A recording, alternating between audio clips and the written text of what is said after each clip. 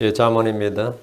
24장 1절 10절입니다. 잠언 24장, 오늘 기진하면 힘이 적은 것이니라. 시작 24장 10절. 잠언 24장 10절. 같이 읽습니다. 역경을 당하는 날에 내가 기진하면 내 힘이 적은 것이니라. 역경의 날에, 역경을 당하는 날에 내가 기진하면 내 힘이 적은 것이니라. 힘이 적은 것이다. 우리가 기진하는 이유가 힘이 딸리니까 기진하는 거죠. 그래서 힘이 넘쳐야 되는데 힘이 부족할 때, 잠깐 기도하고 시작합시다. 위대하시고 권시하는 감사합니다. 주의 전날 아침에 하나님의 말씀을 전합니다. 하나님께서 오늘 허락해 주시고 주의 성령을 충만케 하여 주셔서 이 아침에 비치는 햇빛처럼 그렇게 말씀의 빛이 저희 마음에 가득하게 충만하게 넘치게 비치게 하여 주시고 저희가 말씀을 잘 받도록 도와주시옵소서. 사랑하는 아버지 하나님께서 은혜를 주셔서 언제나 저희가 귀를 열어 하나님의 말씀을 듣고 마음을 쏟아서 이 말씀을 마음에 쌓아둘 수 있도록 그래서 저희 마음속에 언제나 이 풍부하게 주의 말씀이 거하기를 간구합니다. 아버지는 저를 언제나 듣는 자가 주 앞에 있사오니 주께서 저희 가운데 거하시고 또 아버지 하나님 풍성하게 또 저희가 깨닫는 마음을 주시고 학자의 길을 주셔서 오직 주의 말씀이 정말 믿음과 잘 결합하도록 도와주십시오. 감사드리며 주의 성에 답니다. 아멘. 아멘.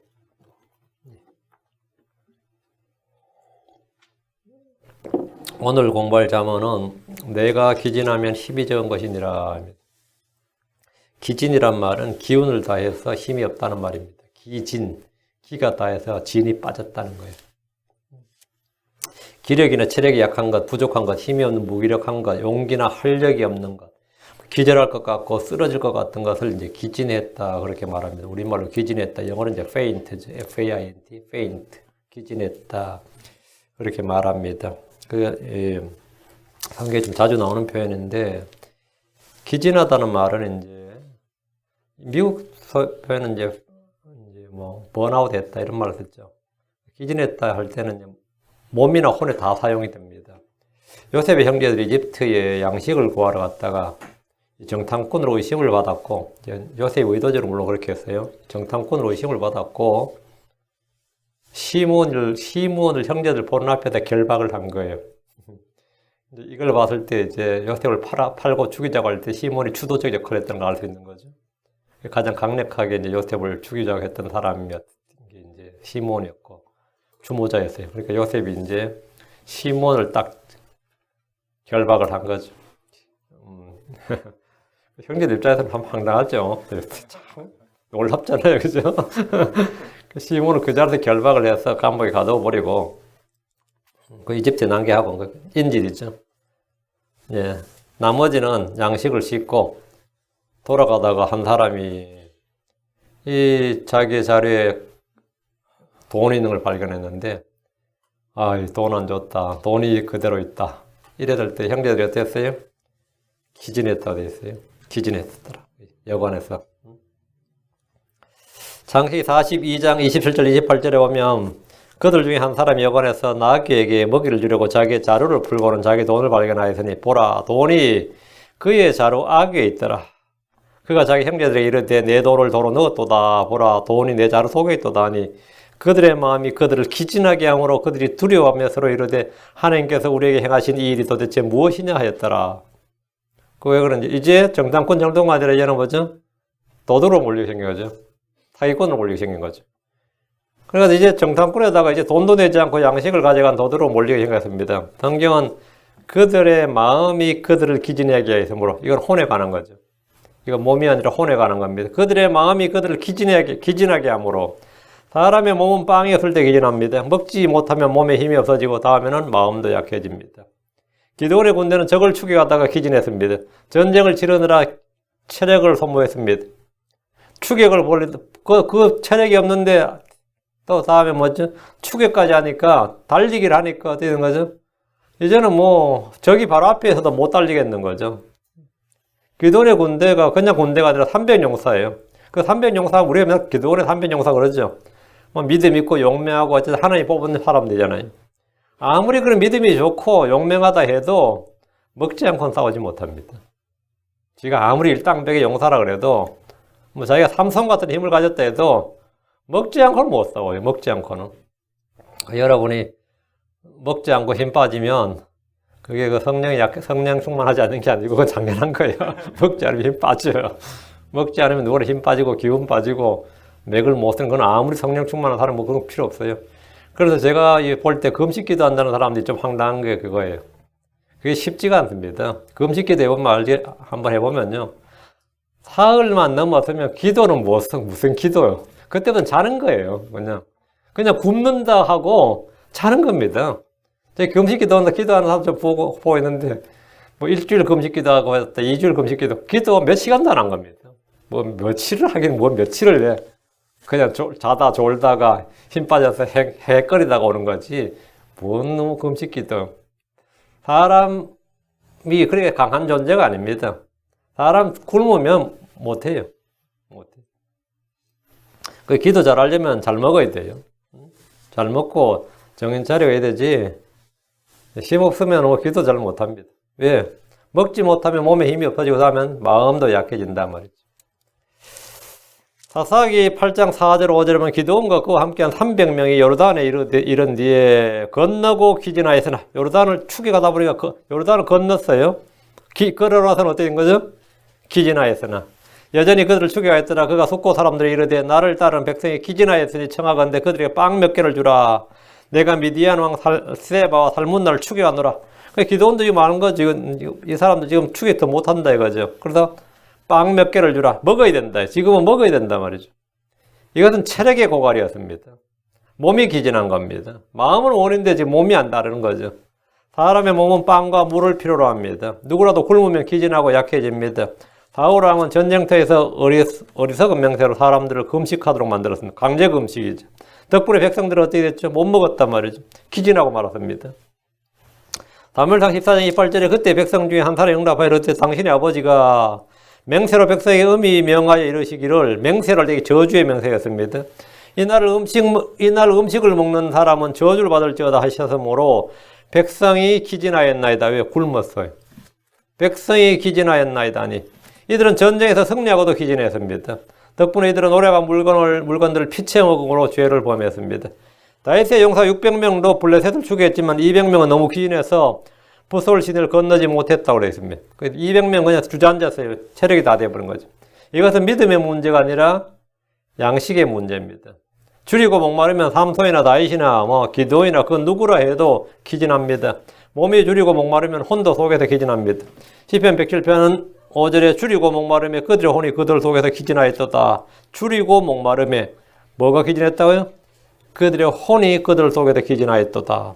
굶어도 괜찮다는 사람이, 굶어도 정신력만 굶어도 어쩌고 하는 사람들은 아직 그 사람 덜 굶어봤어요. 그런 말 합니다. 제대로 안 굶어봤어요. 그래요. 그런 말 안 나오게 하려면 더 굶겨야 돼요.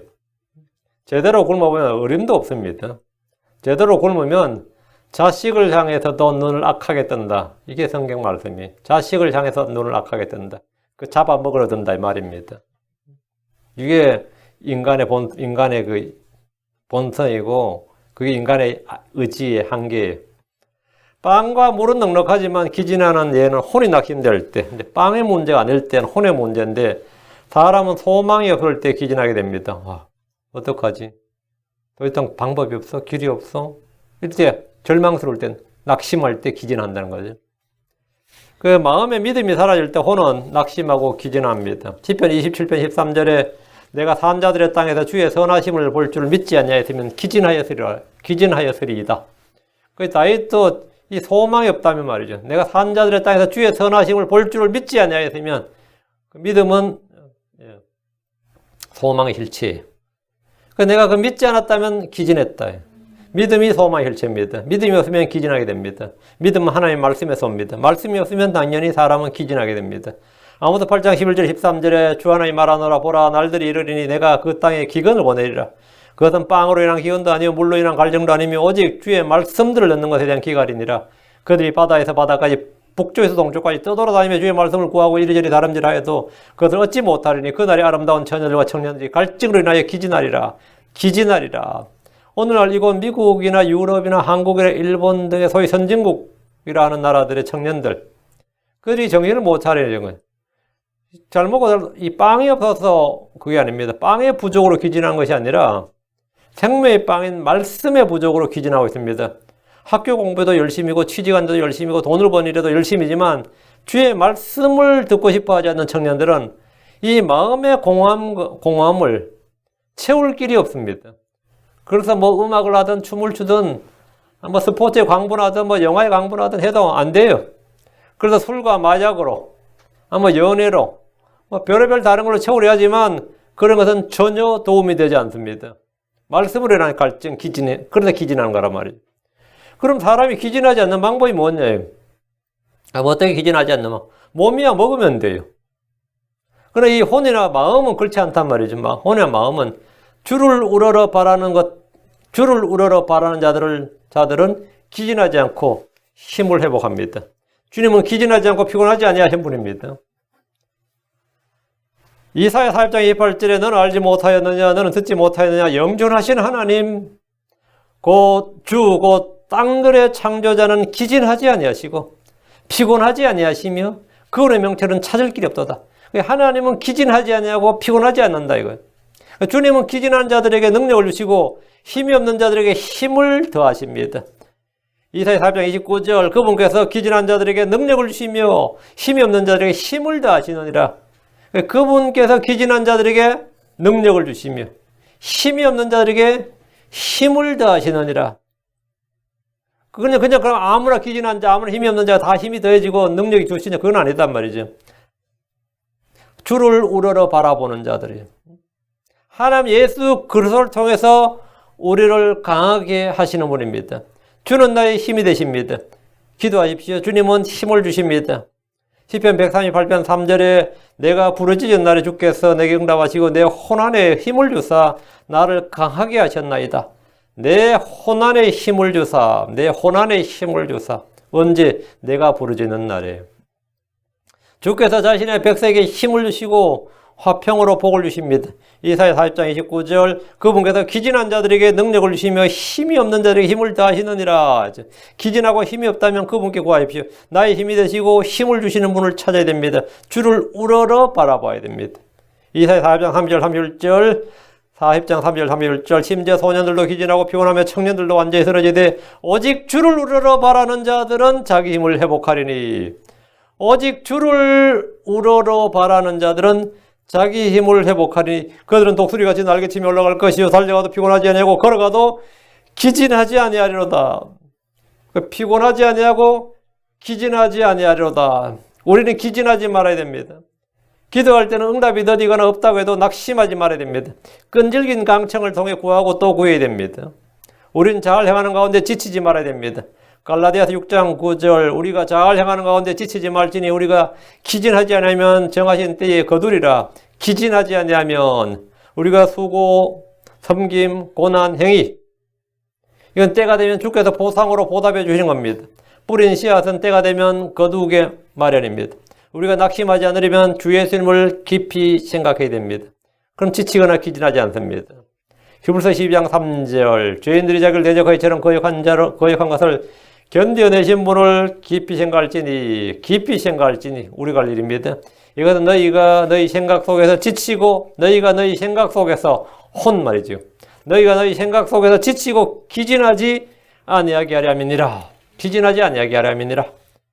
그래서 이 참 어렵고 험한 세상에 돌아가는 모든 환경들이 사람들이 환경들이 아닌 뭐가 어째 그렇게 나를 낙심시키고 힘 빠지게 하고 한숨 쉬게 만들고 어떨 때 진짜 답답해 미치겠고 맞죠. 그럴 때가 많이 있죠. 요즘 한 번도 그렇지 않았다면 여러분 요즘 인생 복 터진 거고 그건 지금 복 터진 줄 알고 있으면 돼요. 근데 대부분은 이건 완전히 어째 나한테 힘을 주는 건 하나도 없고 힘 빼는 것만 이렇게 많이 있냐 싶을 때 말이죠. 이게 사실은 대부분 다 현실이죠. 그때 하나님의 말씀을 깊이 생각하면 주께서는 깨달음을 주십니다. 주 예수님을 깊이 생각하면 영이 새롭게 되고 속사람이 강건하게 됩니다. 자, 본문 보겠습니다. 1절입니다. 넌 악한 자들을 부러워하지 말며 그들과 함께 하기를 바라지도 말라. 요즘 젊은이들 중에 유행하는 말 중에 하나가 이제 부러워하면 지는 거다. 이런 거. 부러워하면 지는 거다. 사람은 나의 욕망을 채워줄 무엇인가가 남에겐 있고 나에게 없을 때 첫째 부러움이 생깁니다. 근데 약간 더 발전하면 시기심이 생기고 다음에 그놈 타도하자 때려잡자 이제 밀란이 일어나는 거죠. 인간의 본성이 그래요. 그래서 폭력적으로 빼앗자 분배하자 뭐 이런 거. 남이 잘 되는 것을 부러워할 수도 있고 시기할 수도 있고 싫어할 수도 있고 미워할 수 있습니다. 이것은 육신의 본성입니다. 욕심 잉태하면 죄를 낳는다고 하는데 욕심이 잉태하면 죄를 낳는다고 하는데 욕심과 죄 사이에 뭐가 있냐? 부러움과 다툼과 시기가 있습니다. 부러움과 다툼과 시기가 있어요. 부러워할 것을 부러워하는 것은 부러워할 걸 부러워하는 건 죄는 아니죠. 그건 동기부여가 되고 삶의 활력을 불어옵니다. 삶의 활력을. 부러워할 걸 부러워하는 것은 뭐 나한테도 동기부여가 되고 자극이 되고 도전이 되고 이렇단 말이죠. 부러워할 걸 부러워하는 건 상관없어요. 부러움이 건전한 동기와 욕망을 불러일으키는 케이스예요. 그건 좋은 겁니다. 그러나 부러워하지 말아야 할 것들이 있습니다. 악한 자들을 부러워하지 말라는 겁니다. 악한 자들을 부러워하지 말라. 악한 자들을. 그들의 성공이나 형통함이나 잘 되는 것 등에 대해서 부러워할 필요가 전혀 없고 그렇게 되고자 나한테도 방법을 가르쳐 주시오. 나에게도 길을 알려주시오. 어떻게 하면 그렇게 될 수 있어. 이렇게 함께 하지 말라. 그들과 가까이 하려고 하지도 말라는 겁니다. 다윗은 말하길 시편 31편 1절에 너는 악을 행하는 자들로 인하여 초조해하지 말며 불법을 행하는 자들을 부러워하지 말라. 악을 행하는 자들로 인하여 초조해하지 말며 불법을 행하는 자들을 부러워하지 말라. 불법을 행하는 자들을 부러워하지 말라. 우리는 의를 추구하는 사람들이지 성공을 목표로 하는 사람들이 아닙니다. 잠언에는 부러워하지 말아야 할 사람들에 대해 여러 번 반복해서 말해줍니다. 잠언 3장 31절 너는 학대하는 자를 부러워하지 말며 그의 길들 중 어떤 것도 택하지 말라. 잠언 23장 17절 너는 마음에서 죄인들을 부러워하지 말며 정을토록 주를 두려워하라. 잠언 24장 19절 너는 악한 자들로 인해 초조하지 말며 사악한 자를 부러워하지 말라. 지금 부러워하지 말라는 부르도 쭉 나오죠. 학대하는 자를 부러워하지 말라. 죄인들을 부러워하지 말라. 사악한 자를 부러워하지 말라. 부러워하지 말라. 믿음의 사람이었던 아삽은 자신이 이런 사람을 부러워했다가 이런 사람을 부러워하면 부러워한 거 많은 게 아닙니다. 이런 사람 부러워하면 신자가 이런 사람들을 부러워하기 시작하면 실족할 뻔했다. 아삽이 자기 실족할 뻔했다고 그랬습니다. 시편 73편 2절 3절에 보면 그러나 나로 말하건대 내 발은 거의 지나갈 뻔하였고 내 걸음은 미끄러질 뻔하였으니 이는 내가 사악한 자들의 번영을 보고 어리석은 자들을 부러워하였기 때문이라. 부러워하겠다. 그래서 자신은 내 발은 거의 지나갈 뻔하였고 내 걸음은 미끄러질 뻔하였다. 실족할 뻔했다 이거예요. 그런 믿음의 사람이었습니다. 근데 부러워하지 말아야 할 것들을 부러워했을 때, 부러워하지 말아야 할 사람들을 부러워했을 때 뭐라고요? 내 발과 내 걸음은 미끄러지고 실족하게 되는 겁니다. 부러워하지 말아야 할 걸 부러워하는 사람들 많이 있습니다. 남의 마누라 부러워하고 어째 저 인간은 저렇게 이쁜 마누라 얻었을까? 이것도 실족하는 길입니다. 반면 남의 남편 부러워하고 어떻게 저 사람 저렇게 자상할까? 그거는 밖에서 봤을 때 살아보면 또 그게 아닙니다. 남의 자식 부러워하는 사람입니다. 남의 자식. 어떻게 저 집엔 저렇게 똑똑할까? 아무도 모릅니다. 나중에 존속살이 일어날 수도 있어요. 그럴 때 그렇게 인물 좋고 똑똑하고 뭐 상은 다 받아오고 그 아무도 모릅니다. 그 인간이 좋은 인간인지 비실비실한 내 아들이 훨씬 더 나은 인간인지 그거는 아무도 몰라요. 그런데 그렇게 부러워한데 물론 뭐 그놈이 사악한 자가 아니니까 근데 부러워할 거 하나도 없습니다. 남의 집 부러워하고 남의 뭐 부러워하고 뭐 남의 부모 부러워하고 그렇죠. 부러워하죠. 우리 집 아버지 맨날 술 처먹고 고함만 질러대고 말이죠. 뭐 아이고 전에 어느 나라에 있었는데 그 12살 먹은 애가 자기 부모를 고소했어요. 그 정식으로 재판이 열려가 그 방송에서 시끄러웠었는데 근데 그 판사가 그 애한테 네가 지금 누구를 고소했는지 아느냐? 자기 부모 고소했다고. 왜 고소했느냐? 하니까 나를 낳은 것에 대해서 고소했다 이거예요. 근데 그 사연을 들어보니까 그 12살 먹은 애가 얼마나 고생을 했는지, 예. 뭐, 아버지 엄마도 가난하고 애는 많고, 자기 동생은 뭐 12살, 13살 됐을 때, 자기 동생 자기보다 뭐 한 살인 어린데, 팔아버렸어요. 닭 3마리 팔았다나, 뭐 닭 4마리 팔았다나. 사실은 애 하나 치우려고 하는 거죠. 이 애가 하도 어느 때부터 겪었던 건데, 자기를 태어나게 한, 그거 아주 유명한 사건이었습니다. 근데 그게 얼마나, 근데 그 부모들도 할 말이 있는 거예요. 우리가 얼마나 가난하고 찢어지기 힘들었으면 그렇게 했겠느냐 하는데, 진짜 이게 전부 다 할 말이 없는 거예요. 애가 내뱉는 이 말이나, 그 부모가 내뱉는 말이나, 이게, 진짜. 근데 이게 남의 부모도 부러운 거 있어요. 남의 자식 부러워하는 부모가 있고, 남의 부모 부러워하는 자식이 있습니다. 저 사람이 우리 아빠였으면 싶은 게 있어요. 내가 저런 집에 태어났으면. 다 있습니다. 다 있어요. 저 사람이 내 남편이었으면 싶은 사람이 있고, 저 사람이 내 마누라였으면 싶은 사람이 있고, 인간은 다 그래요. 왜? 뭔가를 자기는 바라는 게 있단 말이죠. 근데 부러워하지 말아야 할 것들을 그거는 내가 어떻게 할 수가 없는 거예요, 그거는. 그건 내 인위적으로 어떻게 될 수가 없는 건 정해진 것들이란 말이죠. 그런 것들을 부러워하게 되면 사람은 실족하게 됩니다. 인생 파탄 납니다. 2절입니다. 그들의 마음은 멸망을 연구하고 그들의 입술은 해악을 말하느니라. 악한 자들의 마음은 멸망을 연구합니다. 멸망을 연구한다는 것은 자기 이익 탐욕을 위해서 도둑질, 강도, 살인, 폭력, 속임수 등 수단방법을 가리지 않는다 이 말입니다. 수단방법을 가리지 않는다. 그들은 목적을 위해 수단을 가리지 않습니다. 그들 이런 것을 뭐라 행하죠? 지혜라고 합니다. 지혜로 행합니다. 그들의 마음은 멸망을 연구한다는 것은 죄를 짓는데 지혜를 발휘한다는 겁니다. 모든 정보와 지식을 다 동원해서 그걸 이루어내는 거죠. 우리는 선한 것에 지혜롭고 악한 악에 관해서는 순진해야 됩니다. 성경 말하기를 고린도전서 14장 10절에 형제들아 이해하는 일에는 아이가 되지 말라. 너희가 오직 악한 일에는 아이가 될지라도 이해하는 일에는 어른이 될지니라. 악한 일에는 아이가 되고 순진하고 어리석고 단순해야 된다 이 말입니다. 그들의 입술은 해악을 말하느니라. 멸망을 연구했으니까 입에 나오는 게 뭐죠? 해악을 말한 거죠. 마음이 진리를 연구하면 입은 진리를 말하고 의를 선포합니다. 마음이 멸망을 연구하면 그 입술은 해악을 말합니다. 입은 마음이 가득한 것을 쏟아내기 때문입니다. 잠언 15장 28절 의로운 자의 마음은 대답을 하려고 연구하거니와 사악한 자의 입은 악한 것들을 쏟아내느니라. 사악한 자의 입은 악한 것들을 쏟아내느니라. 어리석은 자들의 입은 어리석음을 쏟아냅니다.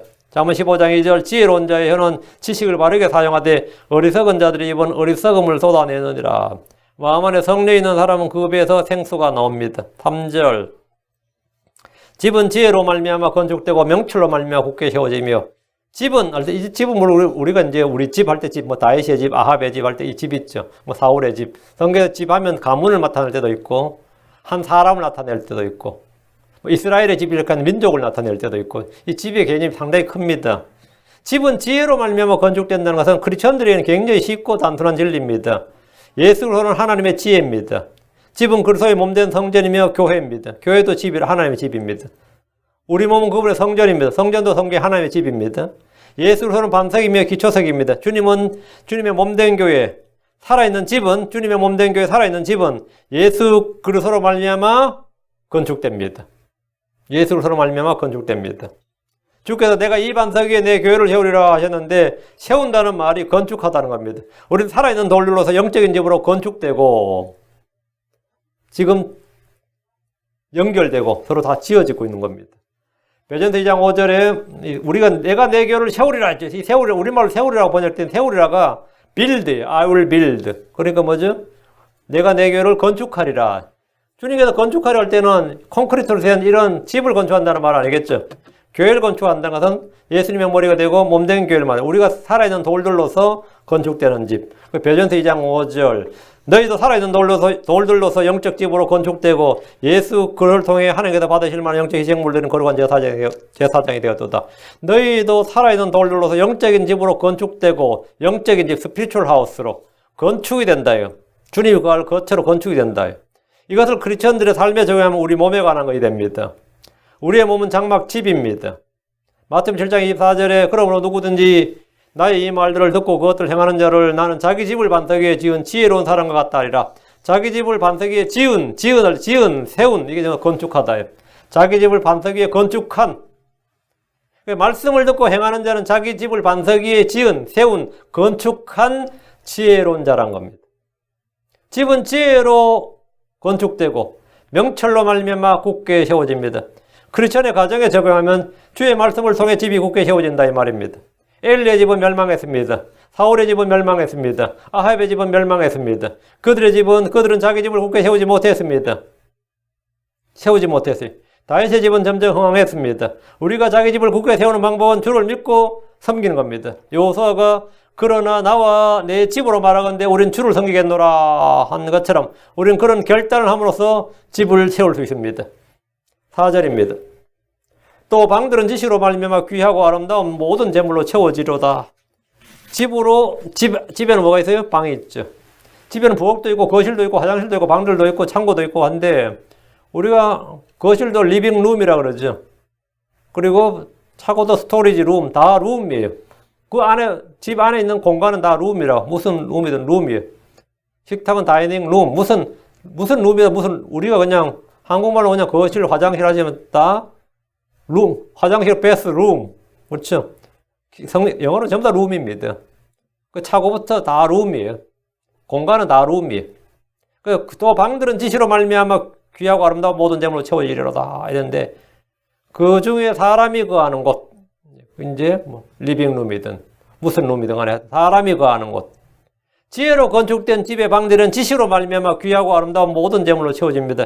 그리스도의 몸 안에 지혜와 지식의 보화가 있고 신격의 충만이 몸으로 거했던 것처럼 크리스천의 마음에는 주의 영이 있고 주의 말씀이 있습니다. 우리의 몸은 질그러지지만 그 속에는 보화가 있습니다. 하나님의 왕국이 있습니다. 생수의 샘이 있습니다. 하나님 주신 각양 좋은 선물들이 그 속에 있습니다. 하나님은 우리 안에 있는 방들을 귀하고 아름다운 재물로 채워주십니다. 돈은 금고랑 은행에서 사올 수 있지만 우리 안을 채우지 못하면 내 안에 있는 이 룸, 빈 공간을 채우지 못하면 우리 마음을 채우려면 우리 마음보다 크신 이가 와야 돼요. 그게 바로 주 하나님입니다. 예수 그리스도입니다. 우리가 우리 몸 밖에 뭘 차고에도 짐이 하고 쓰레기도 가득하고 우리 집 차고에도 지금 쓰레기가 지금 박스에다가 한번 확 치워버리고 싶었는데 엄두가 안 나요. 엄두가 안 나. 얼마나 저간지 이사 갈 때나 다 치우려나. 그럼 얼마나 고생스러웠다. 그때 다 치우려면. 사실 제가 볼 때는 그래요. 보름이나 한 달 정도 안 쓰는 물건들은 못 쓰는 물건은 다 치워도 돼요. 뭐 아까워 못 치우지만 사실은 전혀 필요 없는 것들입니다. 싸그리 치워버려야 되는데 그냥 재놓죠. 막 재놓고 바닥에 늘어놓고 황당하죠. 근데 우리 밖에 하여튼 채우는 거는 그렇게 하다 그라지를 가득 채웠다 하더라도 내 안을 채우지 못하면 아무 소용없어요. 내 안을 채우지 못하면. 내 안을. 사람들의 재물은 모두 몸 밖에 있는 겁니다. 그래서 죽을 때 아무것도 가져가지를 못합니다. 왜? 자기 몸 밖에 있는 거다 말이에요. 크리스천들의 보물과 보화는 우리 안에 있고 저 하늘에 있습니다. 우리의 몸은 주의 영으로 가득 채워질 수 있습니다. 주께서 체험을 받으라 했죠. 우리는 한국말로 충만하라 이렇게 번역한 거예요. Be filled with. 성령으로 충만하라면 be filled with the Spirit. 이렇게. 말씀으로 충만하면 be filled with the Word of God. 하나님의 말씀으로 충만하라. Be filled with grace. Be filled with. 하여튼 충만하다. 충만하다. 체험을 받으라. 이 말 체험을 받으라. 가득 체험을 받으라. 내 속이 뭔가로 가득 체험을 받아야 된단 말이에요.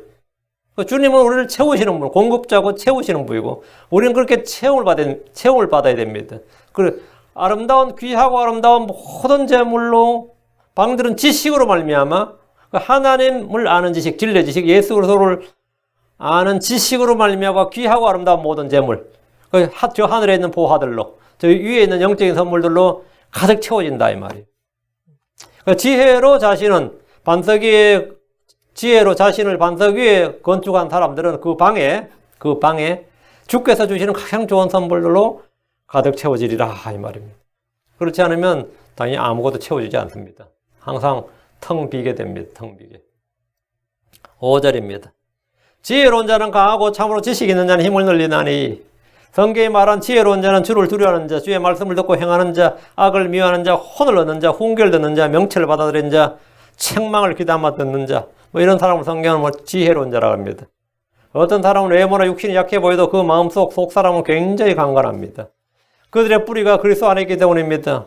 마음이 지혜로운 자는 그리스도 안에 깊이 뿌리를 내리고 있기 때문에 어떤 환경이나 사정이나 어떤 비바람, 풍랑이 쳐도 파도가 치고 지진이 일어나도 쓰러지질 않습니다.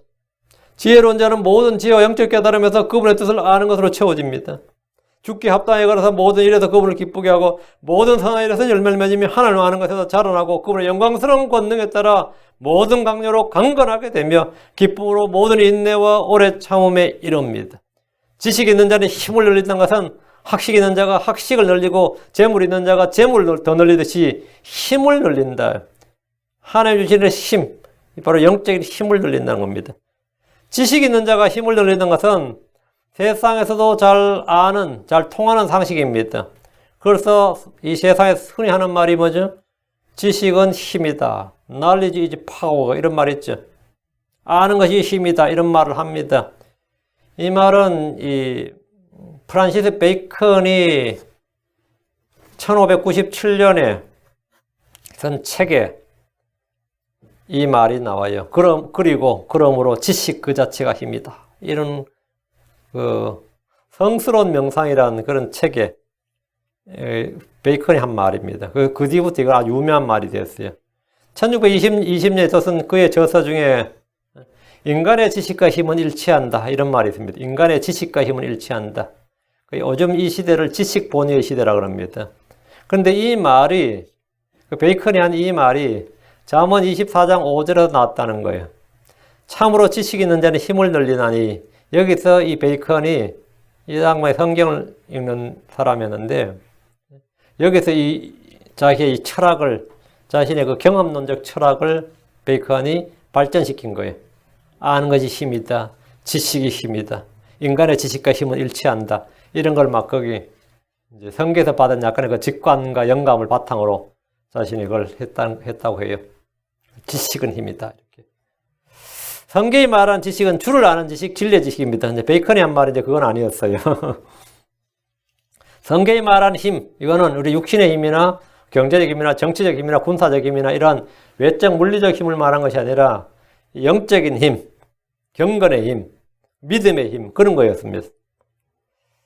주를 아는 지식이, 하나님 아는 지식, 그 진리의 지식이 우리에게 힘을 준다는 겁니다. 아무리 배워도 진리의 지식이 이르지 못한 사람이 있고 공부를 많이 했지만 정작 구원 얻게 하는 지식을 얻지 못하는 사람들이 많이 있습니다.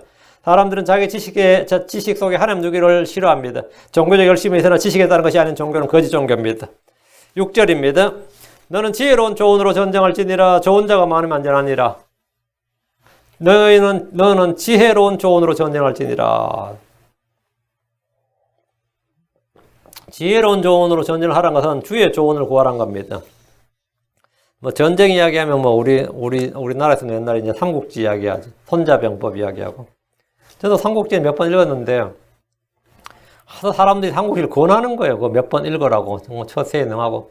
저는 별로 그건 잘 모르겠어요. 뭐 제가 제대로 못 읽어서 그런지 그런 책을 읽어가지고는 글쎄요. 그게 인생의 조언이 되는지 모르겠네요. 엘르아살은 우림의 판결에 따라 주 앞에서 조언을 구했습니다. 발락은 발람의 조언을 구했습니다. 요수아는 주께 조언을 구하지 않고 기브온족과 동맹을 맺었다가 속았습니다. 요수아 9장 14절에 그 사람들이 그들의 양식을 취하고는 주의 입에서 조언을 구하지 않냐고. 조언을 구하라. 좋은 자가 많으면 이 조언은 뭐 주의 조언. 좋은 자는 대언자들을 말한 겁니다.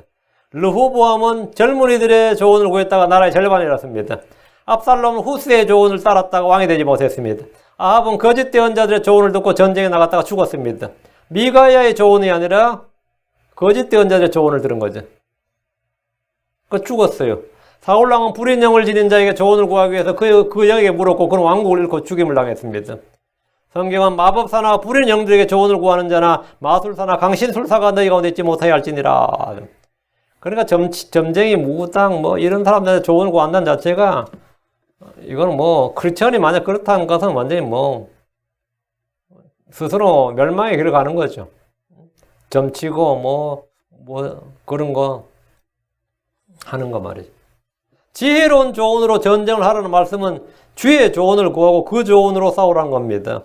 시편 119편 24절 주의 증언들은 또한 나의 기쁨이요 나의 좋은 자니이다. 주의 말씀, 주의 증언이 조언입니다. 이는 우리의 영적 전쟁에서 가장 중요한 겁니다.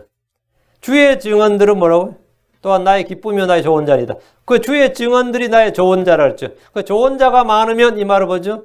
주의 증언들이 많으면, 주의 말씀들이 많으면 이 말입니다. 주의 말씀, 주의 증언이 나의 좋은 자입니다. 이는 우리의 영적 전쟁에서 가장 중요한 거예요. 조언이 없으면 넘어지고 실패합니다. 잠언 11장 14절에 조언이 없으면 백성이 넘어져도 좋은 자가 많으면 안전이 느니라. 조언이 없으면 백성이 넘어진다. 좋은 자가 많으면 안전이 느니라. 잠언 15장 22절 조언이 없으면 계획들이 실패하되 좋은 자가 많으면 그것들이 굳게 서느니라. 좋은 자는 게 그냥 뭐 형편없는 좋은 자, 쓸데없는 좋은 자, 헛소리하는 좋은 자 이런 거 말고요. 그런 좋은 자는 뭐 사공이 많으면 배가 산으로 간다 그러죠. 그런 좋은 자는 아무 의미 없고요. 이스라엘은 주께 조언을 구하지 않고 나무 토막에게 조언을 구했습니다. 지금 이 세상에 수많은 사람들이 점쟁이들, 점술가들에게 조언을 구합니다. 이는 패망의 길입니다. 다시 6절입니다. 좋은 자가 많으면 안전하니라. 이 말은 주의 말씀을 말해주는 좋은 자들을 일컫습니다. 그러나 이 시대는 이런 좋은 자가 극히 적습니다. 구약에는 거짓 대언자들이 많았듯이 신약에서는 거짓 교사들이 많습니다. 거짓 목사들도 넘치는지라 조언을 구하면 전부 자기 생각대로 자기 경험에 근거해서 자기 눈에 좋은 대로 조언해 줍니다. 뭐 크리스천이라고 별거 없어요. 크리스천이라고 뭐 조언을 좀 구해볼까 싶어서요. 뭐 이야기해도 별거 없단 말이죠. 저는 불신자와 결혼해도 좋다고 조언하는 목사를 본 적이 있습니다. 저는 그래도 제가 되게 황당해하면서 뭐라고 했더니만 자기도 불신자와 결혼했대. 그래서 지금 목사 됐대. 야, 자기 경험에 근거했어. 하나님 말씀이 그게 아니잖아요. 하나님 말씀이 그게 아닌데 하나님 말씀은 제쳐 두고 말씀은 어쨌든 간에 자기도 살아보니까 다 이게 뭐 그래 되더라 이거예요. 괜찮다는 거예요. 그래서 저한테 상담하는 사람 중에 자기 목사하고 상당히 다르게 말한다고 그렇게 호소한 사람이 꽤 있었어요. 난 당신 목사는 뭐라 했는지 모르겠고 당신의 목사가 뭐라 했는지 난 모르겠고 성경에 따르면 이렇다고 그랬어요. 성경에 따르면 이렇다고. 성경에 따르면 처녀에게 아이가 있는 이혼한 남자와 중매를 서는 목사도 봤습니다. 또라이죠. 집에서 가까운 아무교회나 가라는 목사도 있습니다. 집에서 가까운 아무교회나. 미친놈이죠. 헛된 좋은 자, 사악한 좋은 자, 형편없는 좋은 자들이 넘치는 시대입니다. 그 성경 너무 많이 알면 안 된다. 이런 목사도, 이것도 좋은 일이라고 하는 목사 있고, 성경 공부하면 신천지로 하는 목사도 있습니다. 별의별 좋은 자가 넘치는 시대입니다. 이게 좋은 자예요, 그게. 주의 말씀으로 말한 좋은 자가 많으면 안전하다. 그렇지 않으면 위험합니다. 이를 분별하기 위해서는 그럼 그거 어떻게 하냐 해서 세상에 넘치는 게 목사인데 어떤 청소부 아저씨 그랬어요. 목사입니다. 그러니까 내 밑에도 목사 6명 있는데 내 밑에도 목사 6명 있는데 자기 밑에 목사 6명 있다는 거예요. 이게 참 듣기가 애매한 말이었어요. 그러면 이 목사가 넘치는 이 시대에 말이죠. 구약에서는 대언자, 거짓 대언자들이 넘쳤고, 오늘은 거짓 교사들, 상담자들이 넘칩니다. 그 의의 말씀에 능숙한 자가 되어야 됩니다. 이걸 분별하기 위해서는 내가 의의 말씀에 능숙한 자가 되어야 됩니다. 요사밧은 아합의 대언자들이 그 넘치는 그 아합의 궁에서 다른 대언자가 없나이까 했어요. 요사밧이 뭐가 있었던 거예요? 분별력이 있었던 거예요. 이거 전부 다 가짜들이다. 그게 아합이 좋은 말을 한마디도 안 해주는 아주 나쁜 대언자가 하나 있다고. 미가야라고. 요사밧이 그 사람 불러오라 이거요. 그 사람 그런 말씀 하지 마시고 주의 대언자, 주의 입에서 나오는 말을 할 수 있는, 주의 조언을 해줄 수 있는 말이죠. 그 사람 불러오라 이거요. 여호사밧 왕은 아합의 대언자의 말을 듣지 않고 하나님의 사람은 미가의 조언을 듣고자 했습니다. 이것이 바로 지혜고 분별력입니다. 이것이 지혜고 분별력입니다. 어떤 감옥에 미국의 프리즌에 말이죠. 프리즌에서는 책을, 성경만은 모든 죄수들에게 공급을 해줍니다. 아무 때나. 근데 성경책이 비치가 돼 있고, 이제 감옥에도 또 교도소 사역한다는 목사들도 있고 그래요. 그런데 이 죄수가 성경을 간수들 중에서 크리스천 있고 그렇잖아요. 그 간수한테 성경을 넣어주면 이 성경 말고 다른 성경 주세요. 또 성경 넣어주면 이 성경에 다른 거 성경 넣어주세요. 그 간수는 그런 게 없어. 그냥 성경은 다 같은 성경이라는데 이 죄수가 왜 까탈스럽게 자꾸 다른 성경 넣어달래. 요즘 나온 성경들이 교도소에 막 지급되는 성경들이 보통 기도원에서 나온 것들이고 공짜로 막 푸는 성경이. 예전에 기도원에서 전부 예전에는 킹제임 성경을 했는데 지금 킹제임 성경이 거의 안 나옵니다. 대부분 RV, NIV 막 이런 거 나온다 그래. 그런 것 막 넣어주니까 이건 하나님 말씀 성경이 아닙니다. 성경이 아닙니다. 그러더라는 거예요. 네가 찾는 성경이 뭐냐? 킹제임 성경을 넣어주시오. 킹제임 성경 찾는 사람이 여기 감옥에 있는 거예요 지금. 킹제임 성경을 넣어주시오. 그것만이 하나님 말씀이라는 거예요. 그 간수가 깜짝 놀랐다는 거예요. 간수가. 그 제수가 쓴 편지를 제가 본 적이 있어요. 어떤 그 잡지에서. 그래서 제가 그 사정을 좀 듣게 되는데, 분별력이 있는 거예요. 성경도 여러 가지 성경 중에서 어느 성경이 참 하나님의 말씀인지, 어느 성경이 참 하나님의 말씀인지 알아야 되고, 교회를 다니는 성도는 어느 교회가 참 하나님의 교회인지 알아야 되고, 조언을 들을 때도 어느 것이 하나님의 말씀인지를 내가 알아들어야 돼. 이것이 지혜고 분별력입니다. 실절입니다. 지혜는 너무 높아서 어리석은 자가 감당하지 못하느니 그는 성문에서 자기 입을 열지 못하느니라. 여러분 설교를 들었다면 인터넷에 설교가 얼마나 많아요. 야, 요즘 한국은 살판 났을 것 같아요. 살판 났다 그러면 말이 이상한데. 11시에 전부터 인터넷 예배를 하면 이제부터 뭐죠? 우리 교회 목탄 설교 들을 필요 있나? 꼭 11시 똑같이 설교하는데. 인터넷이랑 찾아도 가면 되는데. 꼭 우리 교회에서 서비스하는 설교를 들을 필요가 없어졌단 말이죠. 왜? 11시에 어차피 전국에서 똑같이 교회마다 지금 서울이나 경기 지역 지금 킹제임스 교회에서 마찬가지예요. 이 교회에서도 인터넷 지금 11시에 설교 생방송하고 라이브를 하고 이 교회에서도 생방송인데 지금 생방송이 뭐냐? 예전에는 교회 못 나오는 사람들 위한 것이었다면 지금은 뭐죠? 정규 방송이야 그게. 정규 방송이라고요. 그럼 이제는 내가 꼭 아무 데나 듣는 거죠. 자기가 좋은 대로 하죠. 이왕 교회도 안 나가는데. 그리고 또 꼭 11시에 들을 필요도 없잖아요. 늦게 들어도 되는 거고, 그죠? 나중에 듣지 자다가 일어나서 나중에 들어도 되는 거고. 이래 되는 거죠. 예배랑 게 엉망이 돼버린 거죠. 예배랑 자체가 지금. 이 교회가 희한해졌어. 그러면 이걸 알아듣는 귀가 있어야 돼요. 이 설교 이거 딱 들을 때 이거 가짜다. 이거 가짜다. 이거 가짜다. 근데 그게 잘 안 되니까 전부 다 조회수 높은 데서 들어요. 조회수 높은 데가 듣는다고 이게. 분별력이 전혀 없는 거예요. 7절. 지혜는 너무 높아서 어리석은 자가 감당하지 못하나니 그는 성문에서 자기 입을 열지 못하느니라. 지혜는 너무 높아서 이 말이 너무 높다 이 말이 히브리어가 독특합니다. 명사로 쓰이면 바다의 보석이라 불리는 산호를 말해요. 이 단어가 형용사로 쓰이면 너무 높다는 뜻이 됩니다. 왜 그런가 하면 이거 이해가 되죠. 한국에서 금이다 가면 금 같다 그러면 뭐죠? 너무 비싸다 너무 귀하다 이런 뜻이죠. 명사로 그냥 금인데 그것이 금이 형용사로 사용되면 뭐죠? 야, 금보다 그거 완전 금값이다. 그 말이 뭐예요? 엄청 비싸다 이 말이죠. 엄청 비싸다 이런 뜻이라고. 금값이다 이 말이. 그래서 이 히브리어에서는 산호가 그런 뜻입니다. 산호가 명사로 산호야. 근데 그게 형용사로 쓰이면 very high가 됩니다. 너무 높다. 우리가 너무 비싼 것을 말할 때 금과 같다, 다이아몬드 같다는 식으로 말하는 것처럼 지혜가 산호같이 비싸다. 아무나 구할 수 없는 것이라는 뜻입니다. 욥기 28장 15절 19절은 이 지혜의 값에 대한 기록한 글이 있습니다. 그것은 금으로 얻지 못하며 은을 달아서도 그의 값을 치르지 못하려다. 지혜는 금이나 은으로 값을 치르지 못한다.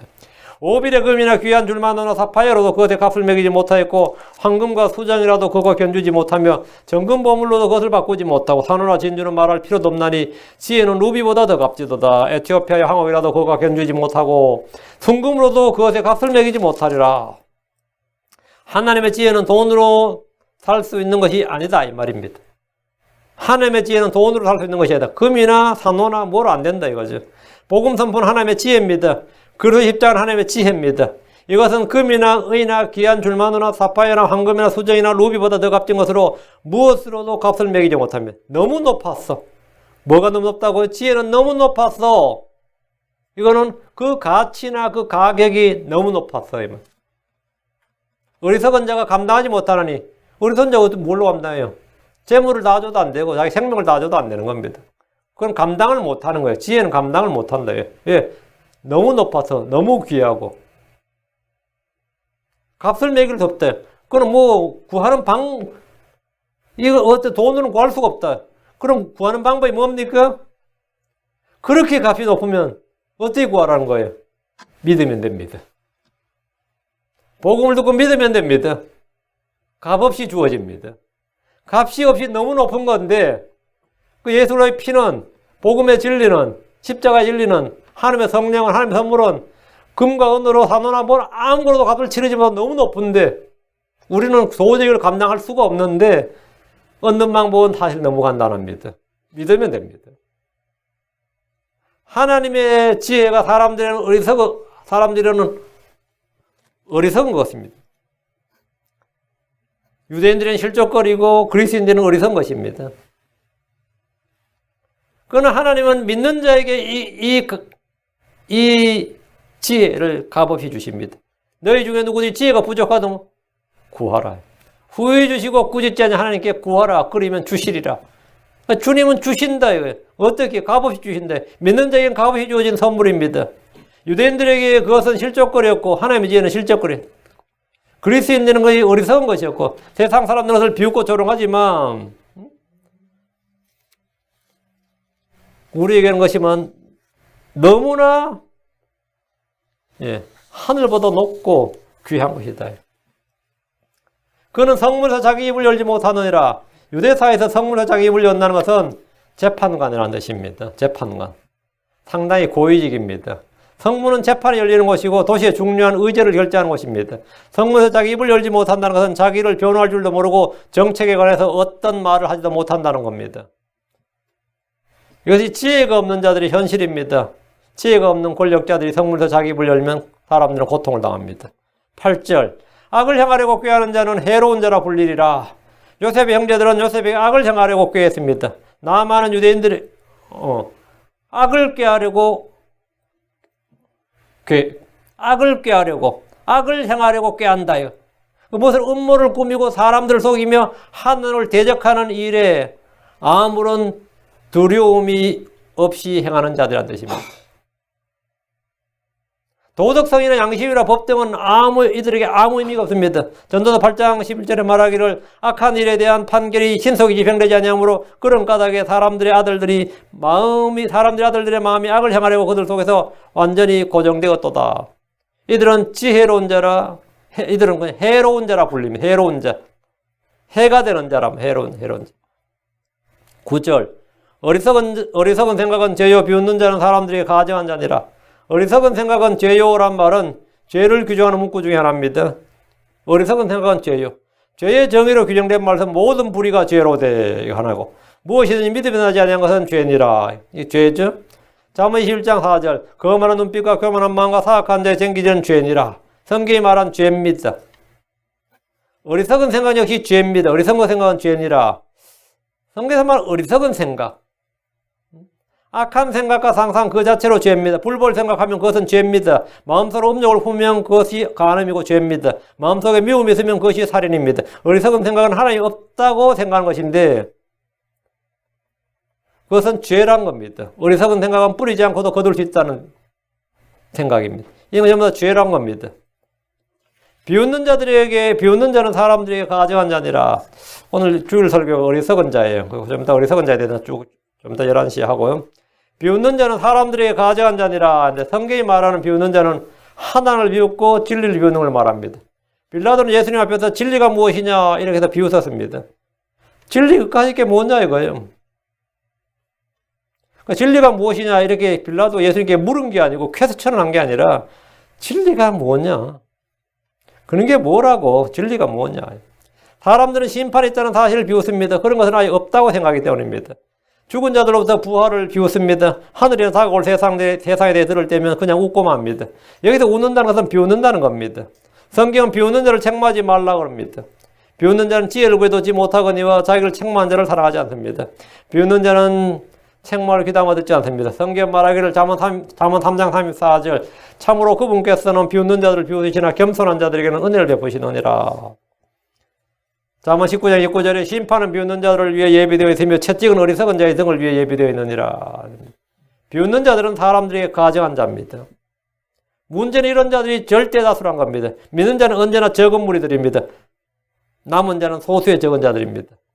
자, 지금 중국이나 한국이나 뭐 이탈리아, 자, 요즘 코로나 바이러스 때문에 엉망입니다. 대구는 특히 심하고요. 대구 곁에 있는 도시가 경산인데 거기도 지금 난리도 아니고. 자, 이럴 때 교회는 지금 한국교회는 예배를 못 드리고 있어요. 어떻게 생각해요? 성도들이 예배 안 드리길 원하죠. 교회 갔다가 걸릴 일이 뭐 있어? 우한폐렴 걸릴 일이 뭐 있냐? 근데 이 꼴통 목사가 우리는 드립니다 그러면은 우리는 드립니다 그러면 뭡니까? 목사 좀 말려달라고, 장로님 목사 좀 말려주세요, 사모님 목사 좀 말려주세요, 뭐 이런단 말이죠. 쥐가 안 나오면 되지 뭐. 그래. 근데 우리 한번 생각해 봐요. 다니엘이 기도할 때 어떻게 했어요? 전에 하던 대로. 크리스천들은 늘 그냥 환경이 어떻게 돌아가든지 그게 경기도지사가 행정명령으로 교회를 폐쇄하는 거예요. 행정명령으로. 행정명령이 헌법, 법률 밑입니다. 다음 대통령 명령이 있고 다음 행정명령이 있는데 행정명령은 상당히 그 밑이에요. 근데 행정명령으로 막 지금 교회를 막 폐쇄할 정도가 되는데 지금 이제 신천지 교회만 폐쇄를 시켰다가 모든 교회를 폐쇄시키려고 지금 이제 이번 주나 아마 지금 만지작거리고 있는 거예요. 응? 모든 교회를 폐쇄시키려고 이제 행정명령을 지금 내릴까 말까 지금은. 그런데 극장은 문을 여는데 말이지. 극장은 문을 열어요. 극장은. 마트도 문을 열고. 근데 교회는 폐쇄시키려고 그래. 버스도 다녀요. 좁은 공간에, 버스는 좁은 공간 아닌가? 택시는 더 좁은 공간이지. 그럼 택시도 전부 다 운행 금지시켜야지, 그래 되면. 근데 교회만 지금 이제 행정명령을 한대. 근데 그 행정명령보다 더 강한 명령이 있었는데 그게 뭐냐면 다니엘 시대는 왕의 명령이었습니다. 왕의 명령이 아니라 그건 조서에